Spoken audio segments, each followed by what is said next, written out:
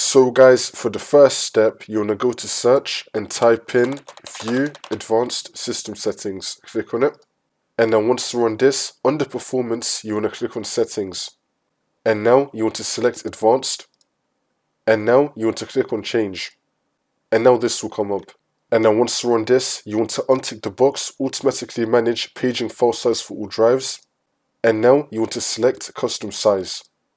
You want to set the initial size MB to your recommended size that you have right here.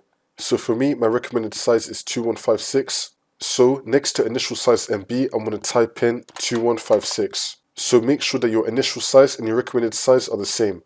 And now for the maximum size, you want to times your initial size number by 1.5. So I'm going to go to search and type in calculator. Click on it. And then once you're on this, you want to times your initial size by 1.5.